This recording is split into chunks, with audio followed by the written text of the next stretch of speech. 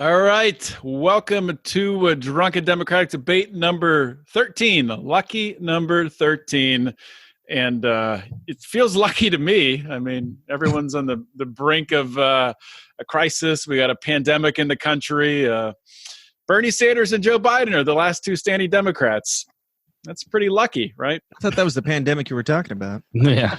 It might be. Those two voices, I'll introduce them one by one. First one, Chris Spangle. Welcome to your first, this is your first debate recap on Lions of Liberty? It is. You guys are so gracious to invite me every time. I'm on the East Coast, and so these things, and I work morning radio, so it just gets it's too late. But this time I was like, it's 10. I'll swing it, because I wanted to come on and chat with you and your audience.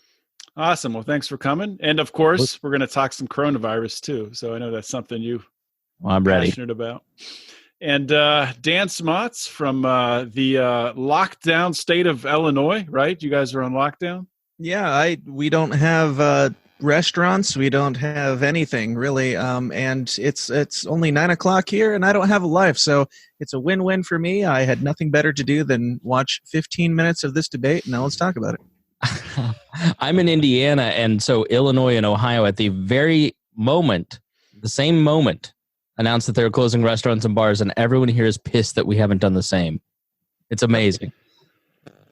So how do you guys feel about that? Let's just talk. I mean, we'll obviously talk about the debate, but let's talk about the coronavirus first, since really honestly, it was kind of weird watching this debate tonight and hearing them talk about other policies and things like, why are we wasting our time on this? But pretending to give a shit if it's as bad as they say it is. Right, exactly. So let's talk about these lockdowns. I've heard, I don't think I've seen, directly on my Facebook feed anywhere, but I've heard there's libertarians out there supporting these lockdowns. Have you guys seen any of that? I have not seen it. I wouldn't be surprised. I mean, Ben Shapiro on his show says, I'm a libertarian, and then says the most unlibertarian thing he can think of. So, I mean, it's possible. I'd say it's up to the businesses themselves. Forced shutdown, I thoroughly disagree with personally, and I haven't been online that much today to even know what people are saying or give a shit. Yeah, I mean, I'm 100% agree. I mean, I don't think people should be going to bars and restaurants right now. I live in Pittsburgh, and Pittsburgh canceled their St. Paddy's Day parade on Saturday, but that didn't stop all of the drunken 20 and 30-year-olds from gathering in tight spaces, coughing on each other, and then probably going to visit grandma and their parents in the next couple of days and infecting them. But I think whatever. There's just so this is where both Donald Trump and the media have demagogued so well the other side that people, when something comes along, people are so used to hearing wolf being cried that they don't believe when there's an actual wolf around the corner. And this, by every estimate, could be an actual wolf. And so nobody really seems to be taking it seriously. And the only way to, if you get it, you're probably going to have a cold. Most people in this audience are probably younger, and you're probably just going to get a fever and a cold. But the problem is that because it's an exponential growth, which means 2 people give it to 4 people, give it to 8 people, give it to 16 to 32, and it's case, cluster, explosion, which we're facing in the next week. And so the healthcare system, which is about, you have a community rural healthcare hospital that's at 100% capacity, and then all of a sudden at 500% capacity, they're making life and death choices, and that's the problem. And so you've got to stay away from other people, whether you believe this is real or not. And so from a local government standpoint, I mean, driving around today, I don't know about you guys, it doesn't sound like Dan left, but John, you've been out. Mm-hmm. The bars were absolutely packed. There were people posting pictures of themselves out with each other. And you just go, it's the height of selfishness. Like, to me, I have voluntarily tried to quarantine myself as much as possible because I care about my family and your family, and that's the choice to make. And so these local officials, I think, are going, all right, we don't want to do this, but if you're not going to voluntarily make the choice. And so politicians will always look like they have to take an action. They always have to justify their phony baloney jobs. And so it's inevitable. I think in the next week, you're going to see 2-week mandatory quarantines across the nation. You're a statist, and I will say, in fairness, yes, I did not go out today. However, I just got back from the Illinois Libertarian Convention yesterday, and even if I did go out, I live in a tiny town of about 3,500, so it wouldn't really matter. There wouldn't have been anybody out anyway because there aren't people here. So I can't really weigh into how many ICU beds in your local hospital? Probably 1.5. Right. One and like an ottoman. A ventilator is just like what they have for babies where they squirt that little tube thing in your nose. Exactly. Yeah, I will say that my wife and I, we were debating on whether or not we were going to go to the Libertarian Convention on Friday and Saturday, and I was all for it. I was, as Chris would say, selfish, because I was like, it's an Illinois Libertarian Convention. There's not going to be any more people there than there are at Walmart, and we're not... You're not hitting the 5-person cap. Right. So I was like, I'm still going. And we, long story short, we ended up going, and I'll find out in 4 to 5 days whether or not anything came of it. But I told everybody online, if I'm going to get coronavirus, I would, at least if I get it from Vermin Supreme, I'll have a good story to tell. Yeah. I mean, it's, I know that Mark Whitney went to the Illinois convention, and when he flew in and landed, he started to get like a cough and feel sick. So he just stayed in his room and then took a flight right out of there. He didn't even go down to the convention. Yeah, I wish he would have showed up. Then I could ask him, Mark, how are you going to make the coronavirus your bitch? Yeah, would be good to know. I'd like to hear that. Unfortunately, he was too scared to show up. So here we are. Too scared to show up, maybe try not to infect others. Yeah, personal responsibility is not cool, okay? Well, I suppose we should talk about this debate a little bit. A lot of it was just I don't know how many debates you guys have watched, throughout this whole journey we've been on. But, a lot of the answers seemed like it was rehashing old debates. There were some decent moments, but I feel like out of the, 12, 13, how many have there been? This is number 13, if I'm counting right, which is... Out of the 13, I'm pretty sure I've watched about 25 of them, and good God, they're all the exact same, so... Yeah, well, I mean, you can't put the ones with Marianne in them in the same category. Those are their own special little... She was... The day she dropped out of this race is the day that nobody should have paid attention anymore. She was special. Oh, very special. Very special. But one thing I did want to hit on before I forget to is, so they asked Biden and Bernie about getting the military involved. And both of them immediately, of course, we'll get the military involved in the coronavirus quarantines or whatever, without even hesitation. So, I mean, my question to you two would be, what do you think of that? And when is Trump going to do it? Because it's coming. He's going to go and shoot the shit out of it. I'll let Dan go first. Okay. The libertarian answer, of course, is no. But Chris will probably say yes. So, no, I don't know. What does the military do exactly? Are we talking like military? Again, I didn't watch very much. Yeah. Of the debate. So, just to fill you in on what they said, Biden's answer was mostly, he kept going back to FEMA camps, and they can help to build the FEMA camps, and this is what they do, and they can put together, stand-up hospitals very quickly, and all that stuff. I don't know if Bernie went into his plans for it, but that was what Biden said. No, he misdirected right back to Medicare for all. I mean, he's such a, and that's sort of alluding to what you said at the top. Like he was so weirdly out of place. Like the ideological weirdo Bernie just didn't fit in this setting. Like he was thriving a month ago, and now it's like none of your answers make any sense, old man. But the reality is that when local agencies get overwhelmed, they call in the National Guard to fill sandbags and do manual labor, because most people who work at DPW are overweight and have diabetes, so they need help lifting heavy things. And that's like, I think a lot of libertarians, conspiratards like Dan, get all upset about the military being called in because they have, we've been prepping. Like, being a libertarian has made me so ready for this moment, because I'm going into the store buying the right stuff after 12 years of reading libertarian Reddit. Like, it's funny that you call me a conspiratard, but you're prepping probably way more than I am, and you're way more. Yeah, but see, I'm the grasshopper that waited until this week to start prepping. You're the ant who's been prepping for probably a decade. And so, but the reality is when the military gets in, it's so vague that like I got a bunch of people, the military is going to get involved. Do you think it's martial law? And it's not going to be martial law in like the sense that tanks are rolling through and it's the Chinese where they're welding you in your home. It's usually like I've talked to a couple military buddies and they're having, they're preparing MASH units basically. So like if a hospital gets overwhelmed, the military can go in and run a MASH unit next to the hospital and help with some of that overload.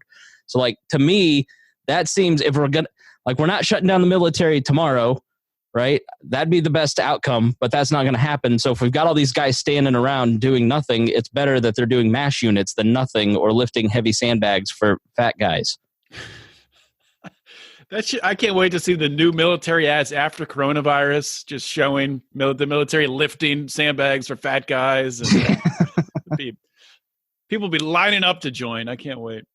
Now, was that too statist, or was that fairly reasonable? I'd like to hear your take on it. Just so you know, I'm calling you a statist out of necessity because somebody has to. I'm probably pretty similar on my statist views as you. But I haven't heard you talk to Roger in a long time, so I feel like somebody's got to yell at it eventually. Queen of the Loser Club, that Roger Paxton.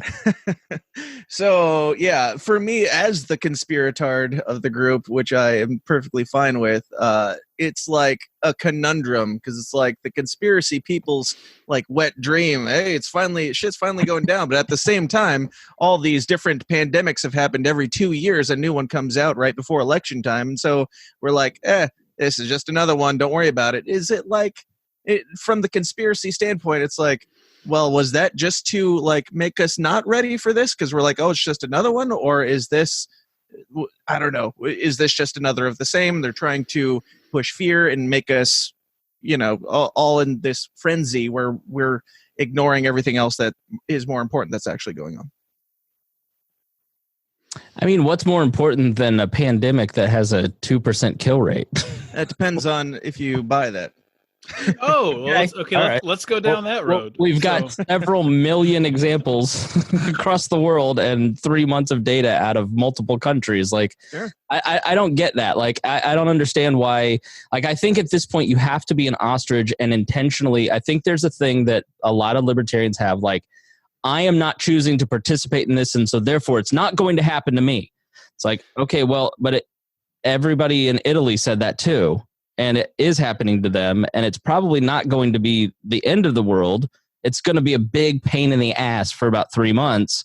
Yeah. Like there's a middle ground between being willfully ignorant because you're mad that your life is about to be inconvenienced and like freaking out, right? I think there's a nice middle ground, and I don't think that libertarians and MAGA fans are really doing themselves any favors by acting like this isn't actually a real thing, considering we have tons of data. You don't have to trust the government. Just use your eyes.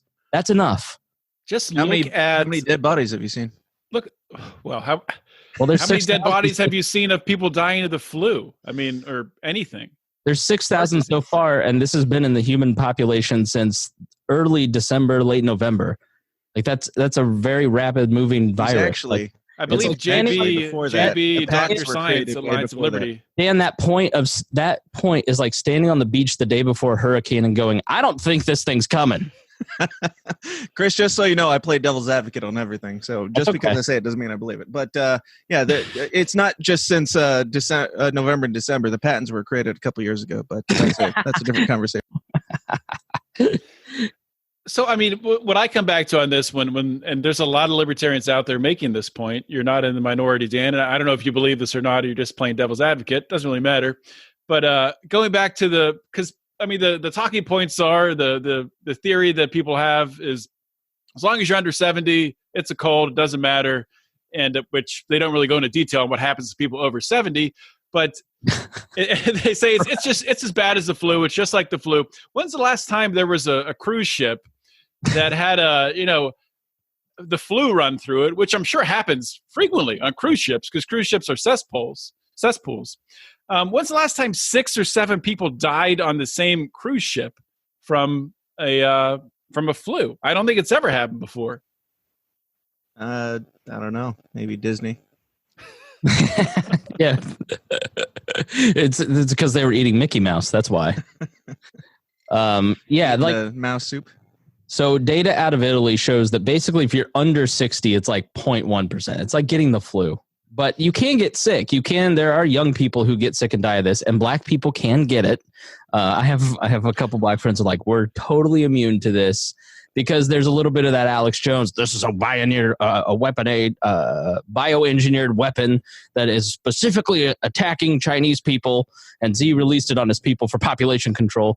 But no, if it's 60, it's like 5%. I think once it got to 70, 90, if you're over 90, it's a 20% death rate. Which is crazy. Yeah. I'm not. So. Yeah, I don't know. Honestly, real quick, if you're over 90, isn't it a 20% death rate anyway? If you make it that far? Well, okay, so Dan, I'm not going to assign this, but the way that it comes across, is that it doesn't affect me, so fuck everybody else, which is completely unworkable if we're ever going to have a free society based on voluntary and peaceful cooperation. Mm-hmm. No, I agree. And I know that you're a big fan of Vermin Supreme. His take on this was very, very compelling over the weekend. So. What was his take? Oh, he of course it came up in the debate, and his take was basically, the self-quarantining, everybody being responsible for themselves, and also at the same time taking care of each other. If you don't have it, and you know that you have an elderly neighbor who needs groceries, just being human, taking care of each other. I agree with that fully, and I might give the impression that I don't care just because I'm not that concerned about it, but I am concerned for other people for sure. I know you do, which is why I'm a proud Patreon member of both your show and the Lions of Liberty. What was the last episode you listened to from each? The one I was on. And so I genuinely think that libertarians are coming across kind of selfish and callous as people are starting to get more afraid. Now, I've done it too, trust me, because once we start talking about the federal government paying your paycheck, then all of a sudden I go full and it happens all the time, but at the same time, it doesn't affect me. Fuck it. It's not very nice. I mean, it's a big opportunity though for libertarians with what's playing out in front of us.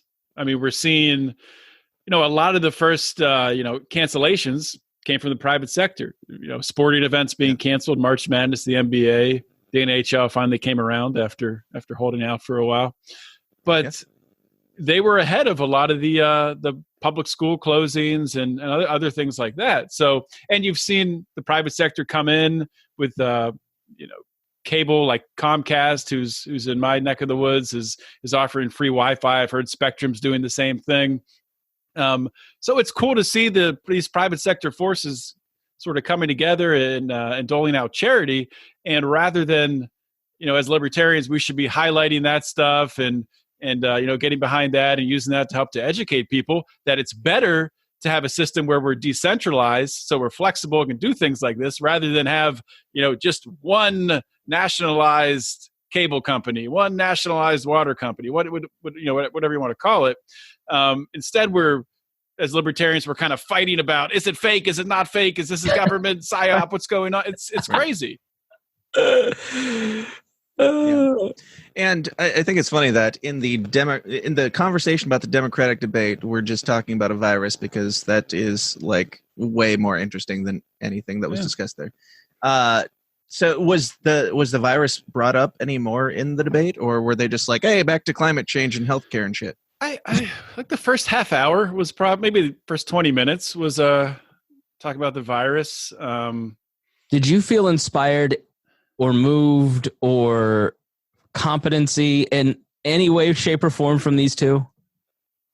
Not at all. I mean, like you alluded to, Chris, Bernie was basically just steering every question about it back to Medicare for all. And Joe These are the things that I understand, or I think I do. Let's talk about my bumper stickers.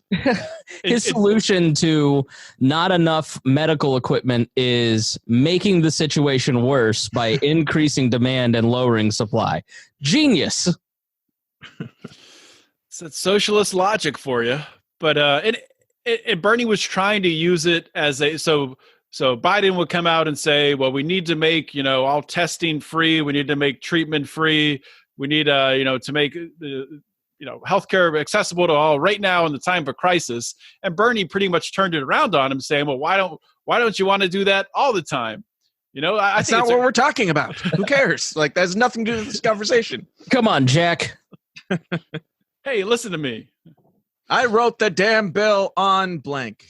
Biden or Bernie, you pick. It's so true. They say the same thing. The other super annoying thing, and this was actually kind of funny. I don't know if you picked up on this, Chris. Biden kept referencing Ebola.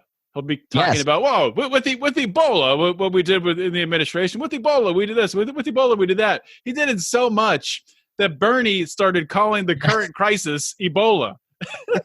And then right after that, if you go back and rewatch it, which I know you will, Biden slips and calls it SARS. I missed that. Within a 2-minute period, you have these two geezers with their brain plaque just coming out going, I'm going to fix all your problems, even though I don't know what it is. Like I think that it was it was the best debate. I've watched about 4 or 5. It was the best debate that Biden has had. And it's because nobody was picking on him, which is why he's going to have trouble with Trump, because tonight I thought it was way better without a crowd. I thought it was a lot more informational. You got a lot more out of it because the two of them were actually having a debate back and forth. Like, everybody always goes, I wish they would do Lincoln Douglas. And like, that's the closest that we're probably ever going to get. And I got a really good sense of what both of them would want to do if they were president. And it was really informative because we weren't wasting time with a bunch of clapping. And I thought the moderators did a good job, but they're both gentlemen. They let each other talk. It was good in that sense, but they came out, and you just, like, if I were president, if I were running for office right now, I would come out and I would go, I'm going to put politics aside. I know everybody's really scared. Here's what I think is going to go on. Here's how I think we should handle it. And we're going to get through this thing. And in a month and a half, everything's going to look different, but we're going to work this out. And I think that's what libertarians ought to be doing right now. Not railing, not dividing people, but trying to bring people together and show this is where the government is completely leaving. We left them up to testing. They couldn't do that right. How are they going to fix all our other problems? Let's work around them and move beyond them. And neither of them did that. Bernie used it as an opportunity to completely grandstand for Medicare for all. And it just he looked too opportunistic tonight. I mean, I've always felt like he's a demagogue, but he comes across as honest and that he cares and he's going to fix your problems. But in light of what we're working through right now, he felt so opportunistic and gross tonight.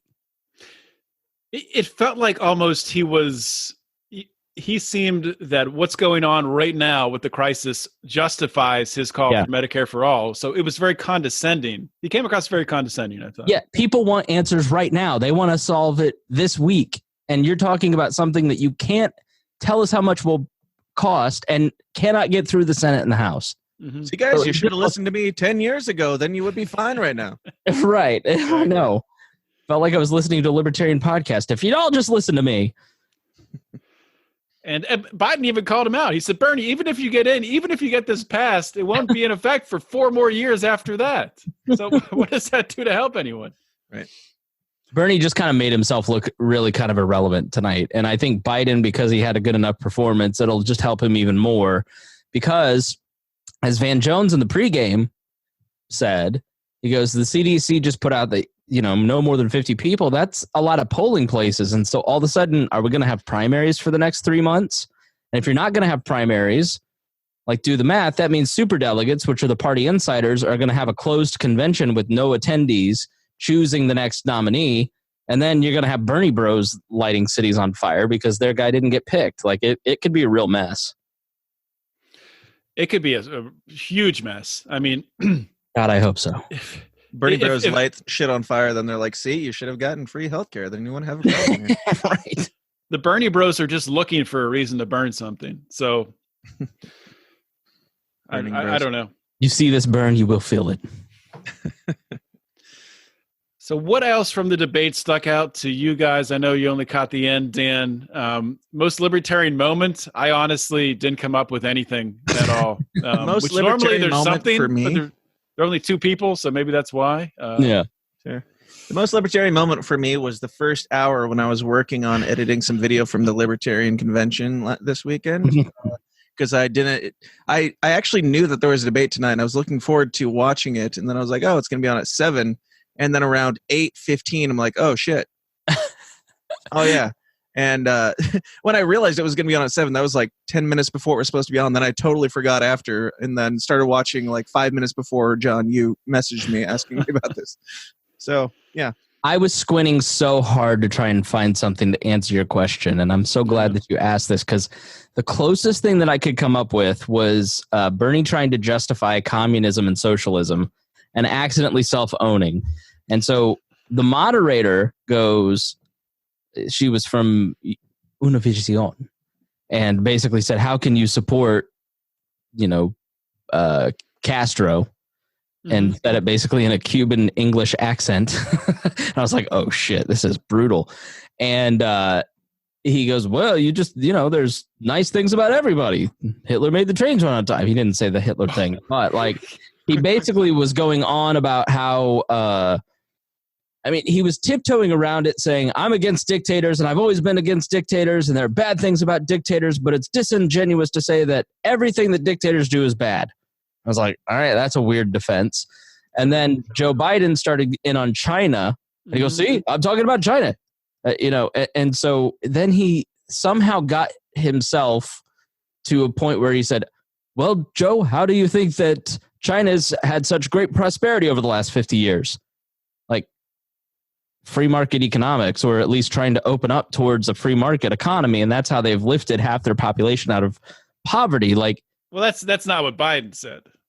Right, but that's what Bernie was saying. Bernie started making a free market argument, and I went, but wait, what's happening? Am I agreeing with Bernie? But he meant it in terms of they're more prosperous over the last 50 years because of socialism, and he's not a communist, he's a socialist. And I'm like, no, they're more prosperous because of free market economics. So are you down with that or not? It was a weird moment, but it was probably my favorite part of the debate because they were really going at it. It was a confusing moment. I'm going to have to rewatch that because I was kind of in and out of the room at that minute. My daughter was going to bed. So I wasn't sure how they got to China. I heard the Cuba question. I come back and they're talking about China. What's going on here? But great. It was a good moment, but that's probably the closest that they came. So one other thing I want to hit on, big news, Joe Biden guaranteed, I think I could say guaranteed he's going to make a woman his VP. He did. And I've always thought it was going to be Liz Warren anyways, because he wants to make it right with the Bernie crowd.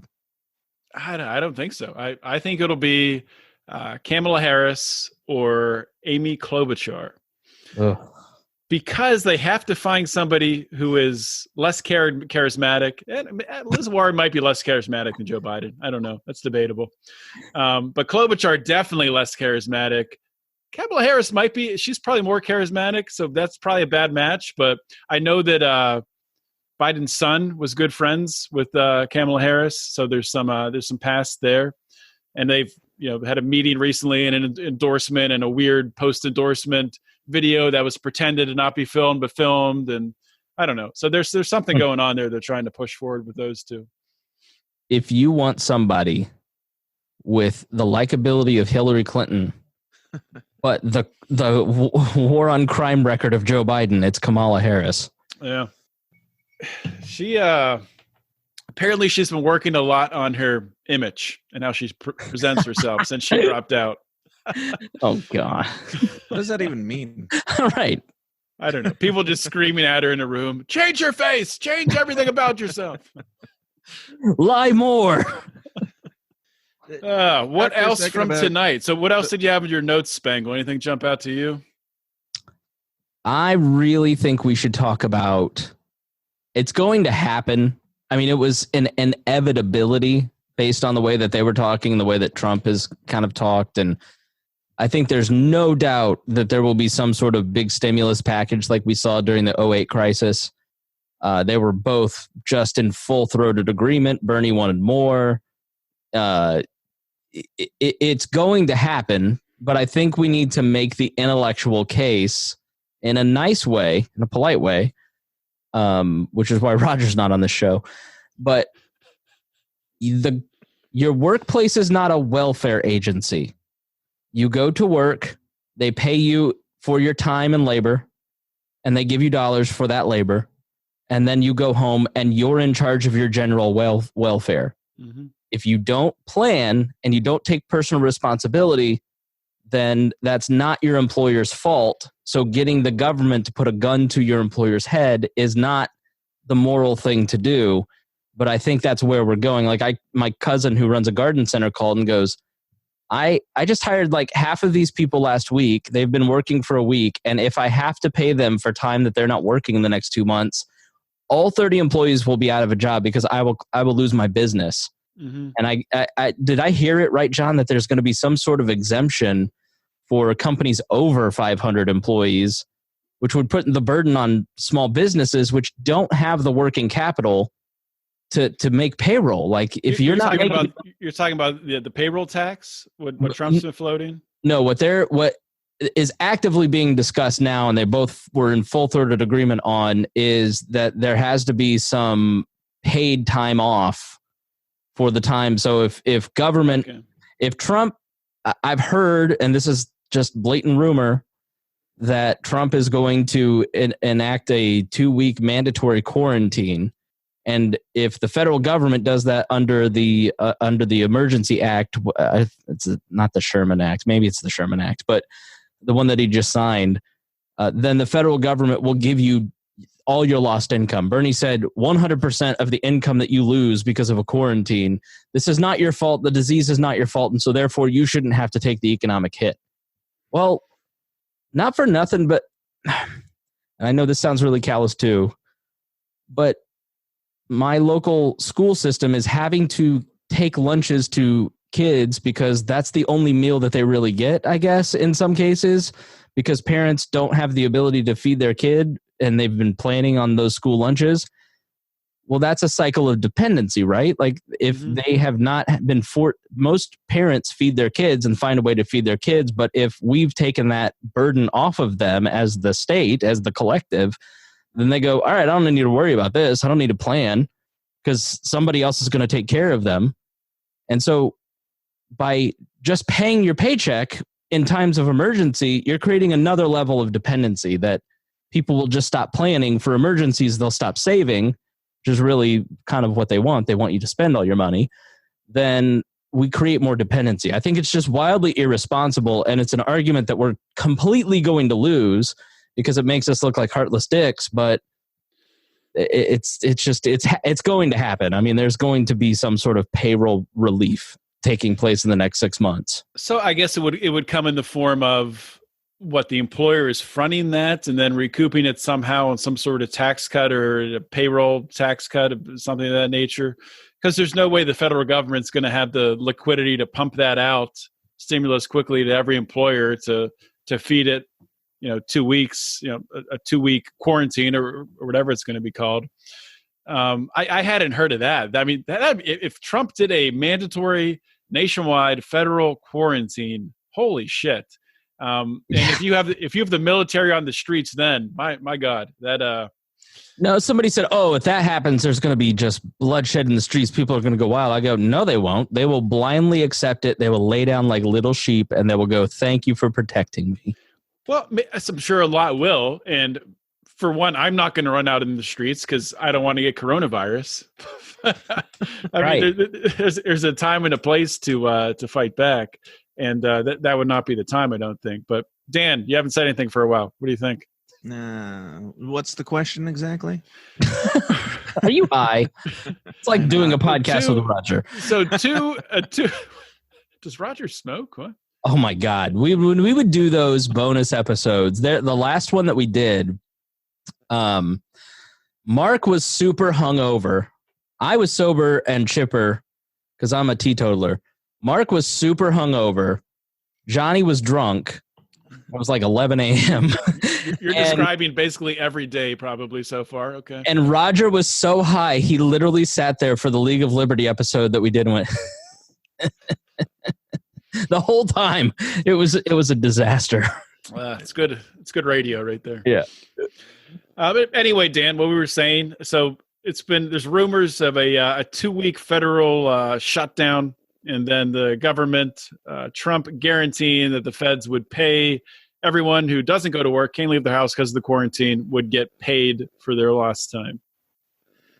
And the question is, would you get paid? I guess you wouldn't, because you'd have an employer. Probably wouldn't. I'm self-employed. I have no employees underneath me, and I actually can keep doing my job as scheduled for the next 2 months at least, because I don't have a wedding booked for a while. So I'm not that concerned about it. My wife actually, she works as a reporter for a local school doing their PR basically, and she just got, like, she was doing it basically here and there, and then they hired her on full time a week before this all broke out. Well, she worked there for a week, and then they had spring break for a week, and then they just announced yesterday that after Monday they're not going to have school for the next couple weeks. So it's a bit of a strain, but I'm not planning on getting anything out of it. We're used to living off of bare minimum, so I'm not that concerned about it. So did they say they're not going to pay her because she's not in, or is she on like a contract where they have to fulfill it, or how's that work? Well, she's paid. Honestly, I don't even know at this point because it's so new that she's paid on salary, but she has to work the amount of hours to make up for the salary. So she's planning on going in on Monday and getting, like, just drumming up enough stories as she possibly can to be writing for the next couple of weeks and hope for the best. Interesting. So some comments from the Pride here coming in on Facebook. I won't give names because I don't know if they want their names out there, and this will go public. I don't buy the 2% kill rate. I must be an ostrich. And Italy is all 80-year-olds. Country of all 80-year-olds. Interesting. Okay. See me in a month. Italy is not real, man. I will accept. I hope I'm wrong. Like, I want you to know that. I don't want to be right. I mean, but it's like, all right, I listen to Alex Jones almost every day because I think it's the greatest radio. I'm the conspirator. No, I don't buy what he says, but I love Alex Jones. I think he's hilarious. And he had the Natural News Guy on. And the Natural News Guy said the exact same thing that the guy on Joe Rogan said, that Dr. Fauci said, that like when the Natural News Guy starts agreeing with the federal CDC guy, like, I'm going, all right, well, something's up here. Like, worlds are colliding. Right. Another comment, just to what we were talking about with the mandatory payback or paycheck, whatever you want to call it. Just cut the income tax. That'd work. Exactly. Cut payroll taxes, cut income taxes. The argument that the left will make against that is that if you're not working, you're not getting the tax cut. So therefore, and I just want to say that those are blatant, like, they were talking about the paid time off in the debate tonight, but the federal shutdown, mandatory shutdown, is just a complete internet rumor. So I don't want people to run off and go, this is happening based on what I'm saying. It's just a blatant rumor. But yeah, like the cutting taxes, the reality is that it's going to take us taking care of our neighbors.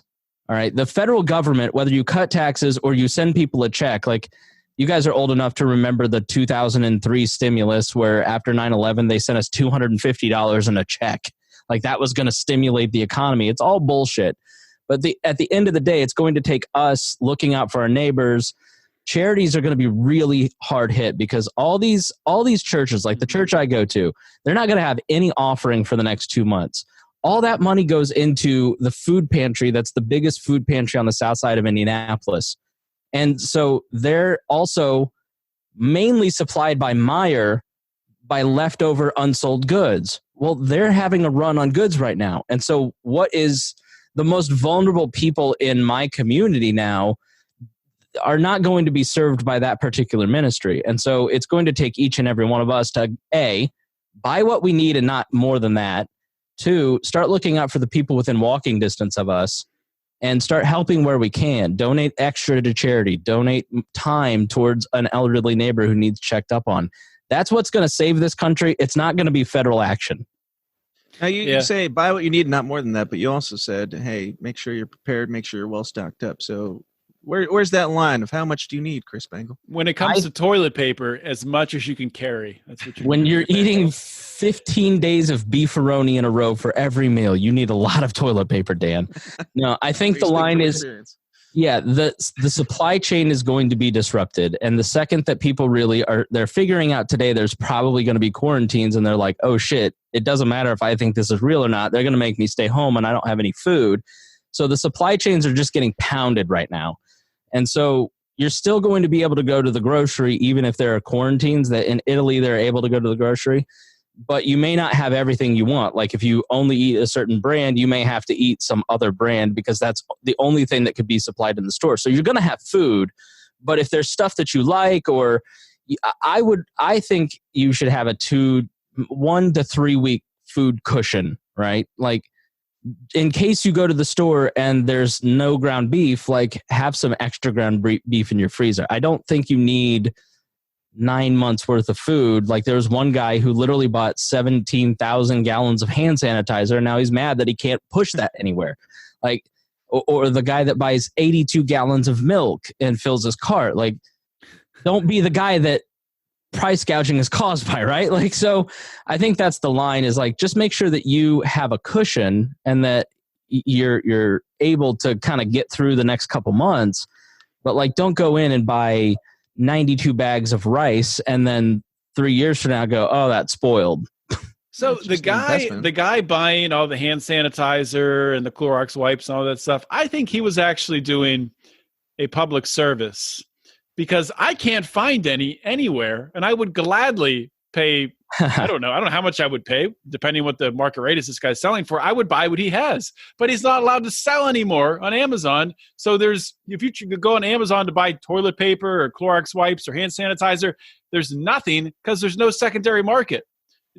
I don't know. I think that's really a terrible move by Amazon to cut that out.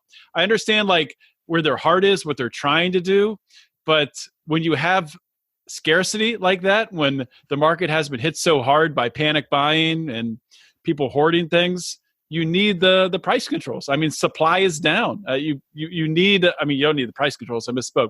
You don't need price controls. You need people to be allowed to set whatever price they want. Yeah. Yeah. The market response. Price gouging is a fake term. Like, it's made up. Like, price gouging is there to help regulate the supply when demand is high.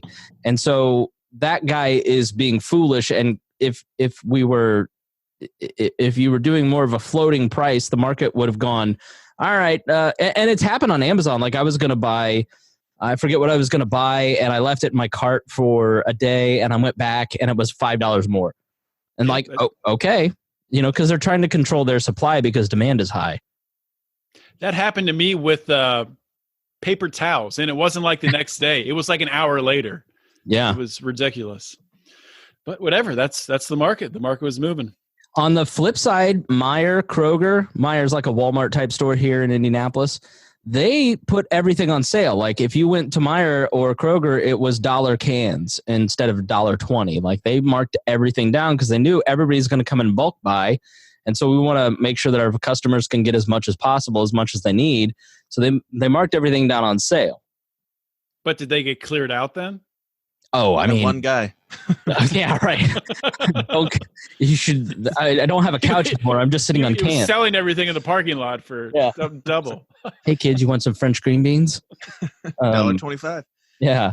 No. Did I hear correctly, or did Bernie Sanders make a correlation between climate change and the coronavirus in this debate? I was half-assedly listening, but it seemed like it. I didn't hear that. Something about the climate change is what's leading to these viruses and yada yada. And I could be completely wrong, but it was right when I started listening, and I was like, "Is this really where this goes?" Like, he's just so used to linking everything back to universal health care, Medicare for all, and climate change. That's all he knows how to do. Speaking of coronavirus, it's sort of like Ron Paul and the Fed. Fed. Except Ron Paul's right with that. I know. If we end the Fed, the coronavirus goes away. Right. You say something, Dan? Oh, I said if we end the Fed, the coronavirus goes away. Oh, all right. But it's funny you bring up the Fed because Bernie was going on one of his rants talking about. I mean, Bernie's good at diagnosing what the problems are. I think he was talking about politicians being bought and paid for. There's too much money in politics, too much power. The workers' wages are not going up in respect to the millionaires and billionaires out there. And nope, just like, billionaires. All right, Bernie, you're right. Just say end the Fed. Just pivot. Just say end the Fed. Didn't do it. And that's what people truly miss. Like, they don't realize the inflation and then just dumping 1.3 trillion. Like, he's like, you can't just dump we have 1.3 trillion to dump in the market, then we can pay for health. Like, that's not the same thing. It's not how it works. Like, the understanding of basic economics or monetary theory, like, I'm not saying I know anything about it, but like, I know more than this idiot and he's running for president. But the reality is that the cost of goods over time have really robbed us. It's a secret tax. And so now all of a sudden we're paying for way more. So I can't afford to pay for my kid's lunch. Like, I need help, like, help me,? And so, and it's really hard to get people to understand that bad monetary policy is really the underlying cause of a lot of our current misery. And if he would say shit like that, it would be really good for everybody involved. But he's just too tied to making the problem worse because he's just, I don't think he's, I mean, is he dumb? I don't know. I mean, I feel like we talk about this every debate. Like, are these people really idiots or are they evil? I don't know. Cause like, it's gotta be one of the two. I don't know where else they could fall. Dan, do you like? I don't buy the politicians are evil thing. I just think there's a lot of like, just it's hard to believe that they're evil. I would lean more toward the side that they're dumb when it comes to this case, because it's like, if you were putting up evil candidates and this is what you came up with, it's hard for me to even fathom how we ended up in this position to begin with. Like, the little bit that I saw of it was like watching two grandparents argue at Thanksgiving. It was just really uncomfortable. Two elderly old white grandpas just talking about the same things, talking in circles, and nobody interrupting them because nobody wants to get into it with them. That it was just. It's truly remarkable how for 5 years we've been so scolded by these people about wokeness and how we need to be more inclusive. And I know I've personally gone, okay, you're right. I on my show, I'll have more people on that don't look like me, don't think like me, don't, have different life perspectives. It's a good point to be more inclusive. But then they go out and vote, and these are the two that they pick. Like, not the gay guy, not the black chick, not any of the chicks. Just not the two straight white elderly reptilian men. Right. And, like, Bernie's Jewish, but not that Jewish. If you listen to Ben Shapiro, he's a traitor. Like, I would take him to the Wailing Wall and I would execute him if I could. He doesn't talk about being pro-Israel nearly enough. No. He's greedy, but not that greedy. It's people on the left sometimes just they love to talk, but then their actions don't actually follow through on this stuff. Yeah, how did the left go from Barack Obama? I mean, say what you will about his policies, but as a politician, one of the best, definitely in my lifetime, probably one of the best in 50, 60, 70 years. At just persuading people, getting people to, get on board with his hope and change, which meant absolutely nothing at all. The first time I heard Barack Obama give a speech, I was in the Chicago airport, and I'm listening. I'm probably CNN, listening to an Obama speech as he's one of his first campaign speeches, and I listened for about 5 minutes. I'm like, that guy said nothing at all, but it sounded wonderful. He's going to win. He came and spoke at my high school. So I was a reporter then, and I went back to see him speak at my alma mater, Plainfield High School, and I was absolutely blown away by the guy in 2007, 2008. He was a remarkable figure, and he was so transformative in politics that Pete Buttigieg is trying to be him so hard. Right. He was so culturally relevant, and now look at Pete Buttigieg trying to host Jimmy Kimmel. Or there's a great video of Pete Buttigieg saying the exact same thing as Barack Obama in the same exact phrasing, and then they spliced the clip of Barack Obama saying it. Like he was template changing, and it's so funny to watch him completely, like Bush did it to the Republicans. He said, that's enough being president for me. I'm out of here. And then let the party fall apart. Barack Obama was like, I'm done with this shit, and walked away, let the party fall apart. And that's sort of how you get to where you're at. Like the whole idea of they pick the candidates is not true. Like they are the voters. They are the people who are stupid enough to run for president at this point. Like you really have to be a dummy to run for president. Like Michael Bloomberg spent $500,000 for everybody to go, we really hate you. Yep. Well, the thing about Bloomberg, he could have given that $500,000 to everybody in America, and we would have all had $1 million, right? Now, I'm going to defend Brian Williams. It took me a good 10 minutes to figure out he was wrong and why. It took me a couple minutes too, to be honest. Yeah. Wait, what? However, they did say it, and it's not my responsibility to know math. And if they're going to put it out there, it's on them. And I'm sure Brian Williams knew that they were going to talk about that going into it, and everyone around him who's producing the show probably could have looked into it. But yeah, they had it queued up as a news story that they were going to discuss. So and nobody caught it the entire time until it hit Twitter. Right. Anyway, guys, we are at about the hour mark here, and we've talked mostly about the coronavirus, a little bit about the debate, a little bit about the state of the current cluster. I'm not going to swear. No one's sworn yet, so why curse now? No. I said shit a lot. I'm sorry. Oh, fuck. I didn't know this was a no cursing show. I'm sorry. No, it's not, but I was going to mark it not explicit, but we've fuck that. Come so far.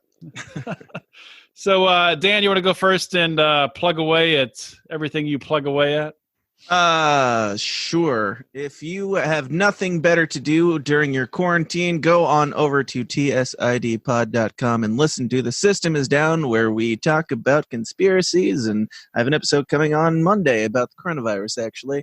All sorts of fun stuff, conspiracies, politics, and religion. I also have a bunch of coverage of the Illinois Libertarian debate and convention that will all be coming out this week as soon as I get out of YouTube jail, because YouTube is a shithole. But who's your Monday episode with? Ole Damagard. I will listen to that. I probably won't agree with him, but he's entertaining. That's perfectly fine. He's an interesting cat, to say the least. So that's that. tsidpod.com. Chris? Please go to wearelibertarians.com. That is the podcast. It is not just a podcast. We've got a magazine called Heretic. We've got several other shows like the Brian Nichols Show, the Boss Hog of Liberty, Gingerarchy. We're adding Remzo Martinez is coming onto the network. You got Remzo? What? We got Remzo, yes. Give him back. Yeah. So I'm just trying to increase the network a little bit to try and raise up everybody, float all the boats, I guess the way you'd put it. Bring the minorities in. That's exactly right. Like Remzo, and maybe I'll reach out to Bernie when his campaign's over. So yeah, wearelibertarians.com. Follow me on Twitter at Chris Spangle or Facebook. I promise to piss you off at least half the time. All right, guys. Thanks for coming on. This is John Odermatt from Lions of Liberty signing off. You guys have a good night or day, morning, afternoon, whenever you listen to this. See ya.